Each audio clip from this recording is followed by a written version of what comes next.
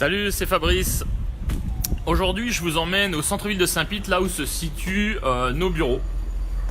Donc en fait, vous allez arriver directement sur la seconde avenue de Saint-Pétersbourg. Voilà, donc on est au pied des tours. Au pied des tours du centre, c'est aussi également la marina, donc c'est un très très beau spot, d'accord. Alors, nos bureaux sont, je vous présente ça parce que nos bureaux en fait sont composés de différentes parties. Vous avez la première partie, vous connaissez très très bien, qui est située ici derrière moi, qui est le bureau Street Smart, donc qui est vraiment mon agence, celle où je passe mon temps en fait, c'est vraiment l'agence de résidentiel. Mais en fait, j'avais envie de venir aujourd'hui parce que je voulais vous montrer également l'agence qui est à l'origine de tout ça, l'agence qui est la vraie référence sur la zone, qui est l'agence qui se situe juste derrière moi, que l'on appelle Main Street & Main. Main Street & Main, c'est l'agence qui est spécialisée dans la vente d'entreprises depuis très très longtemps. Alors je voulais vous emmener un petit peu par ici et on va en parler pour que vous puissiez réaliser un petit peu qu'est-ce qui se passe, où est-ce que c'est et où nous sommes situés. Donc ça n'a rien à voir avec les locaux qu'on fait habituellement, de la gestion locative ou quoi. Là on se situe vraiment chez Main Street & Main. Et on va rencontrer une personne qui m'est très chère, qui s'appelle Chris Dineno, qui est un Américain, qui est mon partenaire américain et qui aujourd'hui représente beaucoup pour moi parce que c'est la personne qui m'a aussi assisté dans l'immigration vers les États-Unis à l'époque. Ça fait bientôt 10 ans que je le connais, donc voilà, c'est un vrai plaisir. Donc nous sommes ici chez Main Street & Main. Voilà, donc finalement c'était un tout petit bureau. C'était un tout petit bureau avec une personne qui est de ce côté-là. Hi Caroline. So, voilà, on a après pas mal de personnes qui sont des gens qui sont sur la route, vous avez pas mal de cartes, et des gens qui se baladent dans l'entreprise, d'accord. Et puis on va aller rencontrer Chris, la personne dont je vous parlais à l'instant. Bonjour Chris. Ah, bonjour Fabrice. Comment ça va? Bien, merci. Ok, Chris ne parle pas vraiment français, mais en tout cas, il a quelques bases, il comprend quelques petites choses, etc. Donc aujourd'hui, j'avais envie de venir le voir parce que faut que vous compreniez que cette personne, alors il aime pas trop parler de lui, mais je vais le faire pour lui. Ok, c'est, voilà, vous allez découvrir un petit peu quel type de personne dont on parle. Cette personne est un top deal maker en Floride. En fait, pour être très très clair avec vous, vous avez 2017, 2018 et puis après il a beaucoup de récompenses qui traînent parce que il est le premier producteur de volume et business sur la baie. En fait, très clairement, Chris est le premier vendeur de business de la côte ouest de Floride et le deuxième de tout l'État de Floride. Donc c'est quelqu'un qui a vraiment réussi sur ce secteur et avec qui je travaille dans la partie revente et achat d'entreprise. Donc j'avais envie de passer un petit peu de temps. Can I take like 5 minutes of your time today? Sure. Okay. Absolutely. Perfect. So, ce que je vais faire, c'est que je vais poser la caméra par ici et essayer d'avoir Chris, voilà, avec moi dans le champ. C'est très bien. C'est parfait. Et puis je vais lui poser quelques questions. Si vous nous regardez et que vous avez des souhaits d'immigration, parce que je reçois de plus en plus de demandes actuellement par rapport à l'immigration comme j'ai pu le faire moi par le passé, eh bien on va parler un petit peu de business, de rachat de business et création d'entreprise aujourd'hui avec Chris. I don't understand anything you said, but bonjour mes amis. Ok, so what I'm going to do, I'm going to translate live. So je vais lui poser des questions en anglais et puis ce que je vais faire c'est que je vais vous traduire les réponses, donc il va me donner un petit peu de temps à chaque fois afin que vous ayez la réponse. Si maintenant certains d'entre vous sont assez confortables, on le dira en anglais pour le comprendre, tant mieux. J'irai peut-être sur certains raccourcis en la traduction, mais voilà. Thank you for your time today, Chris. Thank you so much. So I want to ask you a few questions today if you don't mind. Okay. First of all, I'd like to know how long have you been in the business? I've been in the business professionally since 2005. So 14 years?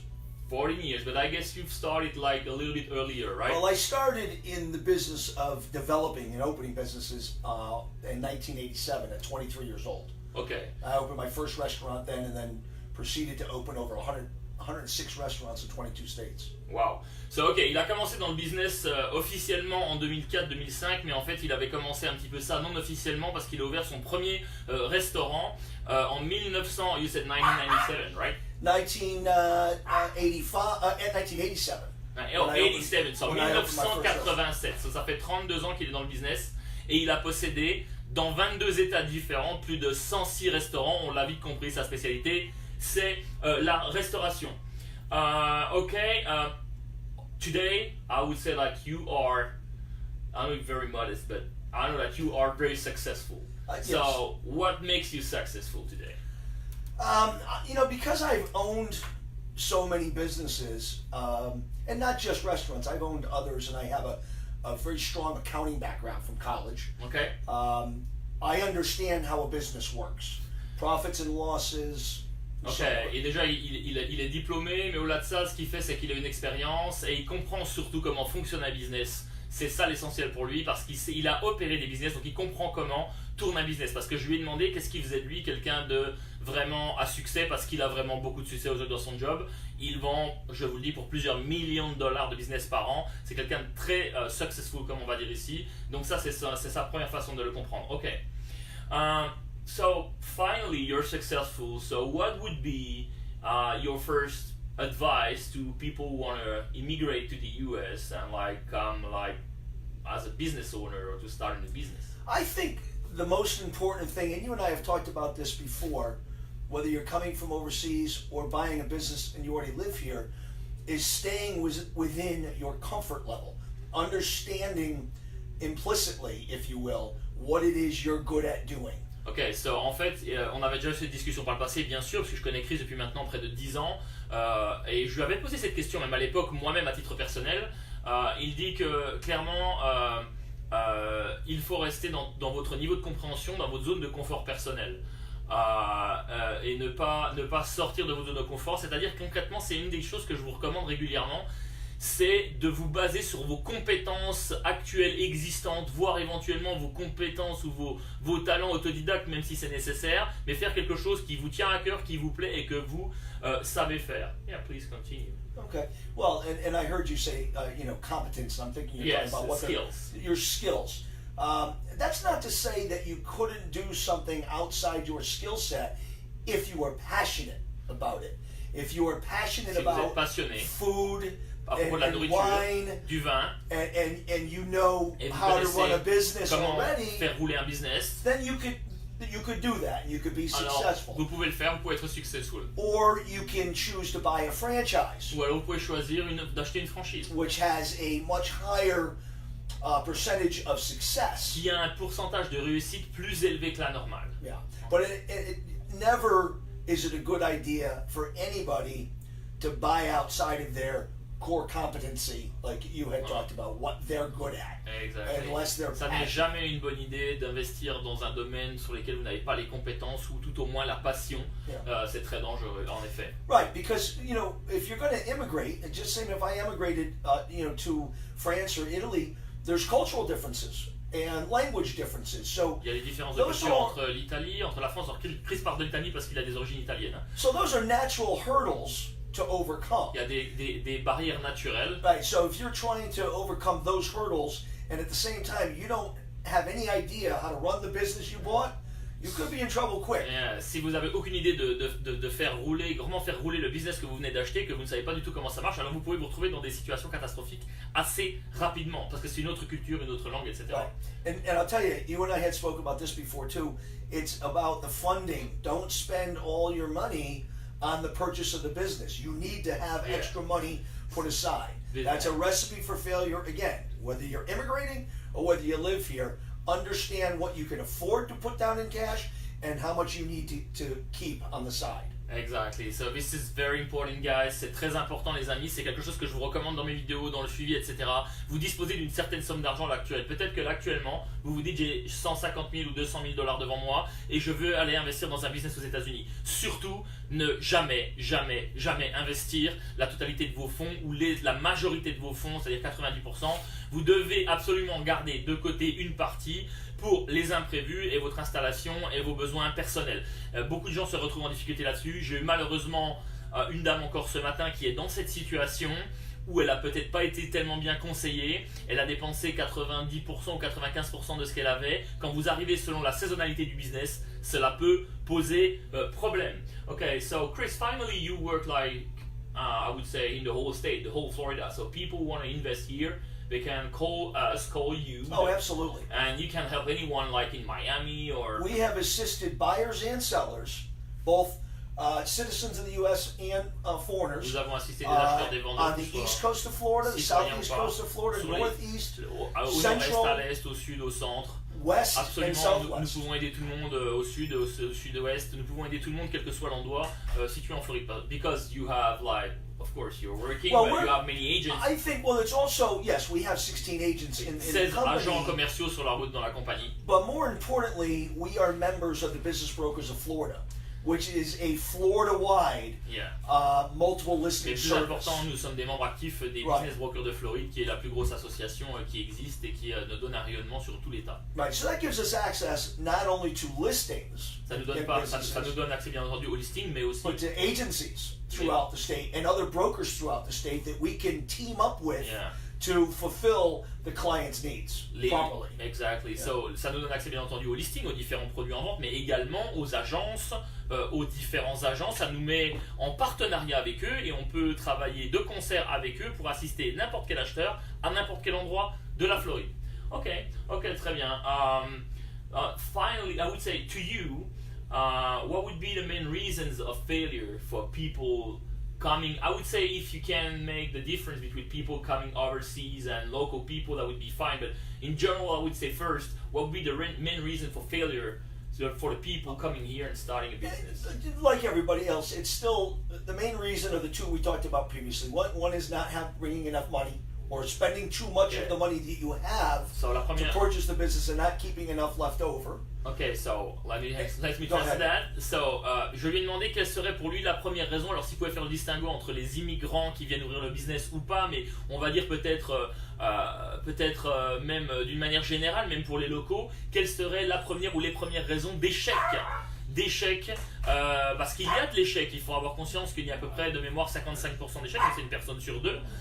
Quelle serait la première raison d'échec? Il a dit la première raison serait, comme nous venons d'en parler, ne pas garder suffisamment d'économie de côté, avoir mal réagi et mal dirigé ses investissements. Okay, so first keeping money on the side. Right. Okay. And then and going back to that core competency. Okay. You know, I think failure is when people get involved in a business they know nothing about. Je pense que l'échec, c'est surtout des gens qui se retrouvent dans un business dont ils n'ont absolument aucune idée. That happened to me. Well, it did. Well, you were less of. It didn't actually fail. It didn't work for you. Yeah. It wasn't something that made you happy. Yeah. It was something that overwhelmed you. Yeah. And luckily, we were able to get you out. Yeah. So- En fait, je lui disais un petit clin d'œil, c'est que moi, quand je suis arrivé il y a près de 10 ans, je suis aussi dans le domaine de la restauration, donc c'est pas ma spécialité, je lui dis ça m'est arrivé. Alors, j'ai pas vraiment échoué parce que le business finalement était rentable et ça s'est bien passé, mais j'étais pas, comme il le dit, j'étais pas très excité, j'étais pas dans mon élément parce que c'est pas mon domaine de prédilection. Et heureusement, nous avons pu faire autre chose par la suite. But then, of course, we did find something you love. Mais bien évidemment, he's nous avons trouvé he's quelque chose. very good at this. Il est très bon là-dedans maintenant, donc il n'y a pas de problème. Yeah. I had to find a way to come to the Right, US, so right. that's the point. Je devais It trouver le worked. moyen de venir aux États-Unis, c'était tellement le pays de mon cœur. So finally would be like, okay, I understand. So both reasons would be, and do you have like special, I would say, did you notice something special with people from overseas? No, but it's always about, you know, what have you done in the past? What are you good at? What are Okay, what so- are your skills? C'est toujours quelles sont vos compétences, qu'avez-vous fait par le passé et qui est. Remember, we talked about if you were in towing or automotive repair in France, then you'd be every bit as good in towing and automotive repair in the U.S. Okay. So, Okay. Again, to you, is it preferable to buy an existing business or to start a business? you can go. We talked Pour about vous, est-ce qu'il est franchises. préférable d'acheter un business qui est existant ou de démarrer un business? Il m'a dit, on a parlé de franchise tout à l'heure. And again, we'll keep going Encore. to core competency. That On va revenir aux if you're compétences. doing something in France as a business successfully, you could start that business here. Si vous faites quelque chose en Successful. France de façon successful, voilà, vous pouvez très bien venir ici et le Right. faire très très And we bien. and we have examples of Et nous people avons des who've done exemples. that. Right, as long as you know doing or a franchise, because a franchise is built on a system. Ou une franchise parce que Right. c'est dans le about franchise, we got like few. Well, we do. We have Planet Grilled Cheese. Par that's exemple, successful. nous avons Planet Grilled Cheese qui est très successful et avec qui nous sommes partenaires. Kawa maintenant. Coffee again. Kawa Raphaël Coffee- Ferrier Kawa from Coffee France. est un Français, je ne vous en ai jamais vraiment fait la promotion, mais Kawa Coffee est un Français qui est installé And sur la not côte. difficult. That's Et just, ça it's ça a n'est pas simple- difficile, yeah, because we have also 5 stars now, but 5 stars is just starting and it's more like difficult Right. because you have to be fluent in English. Right. Et nous avons aussi 5 stars, mais c'est plus difficile parce qu'il faut être dès le début quand même avec un anglais plus ou moins courant parce que vous prenez des gens au téléphone. So la franchise Right. and probably like stay in your court of skills. Right. So if you're going to buy an existing business, obviously, if you're not already excelling in that or working in that business, then it better be very profitable and it better have a great management team that stays on board. That's also possible. Ok, d'accord, je vous reprendrai tout ça un petit peu par la suite, mais parce que j'étais en train de penser à autre chose, donc j'étais un petit peu perdu dans mes pensées. Well, and it's important for us as brokers to be able to lead a buyer in the right direction. C'est important pour nous en tant que brokers d'accompagner et de diriger une personne dans la bonne direction. En fait, c'est l'accompagnement qui est essentiel. Finally, anything else would you like to say to people listening to us? You know, we've dealt with so many immigrants.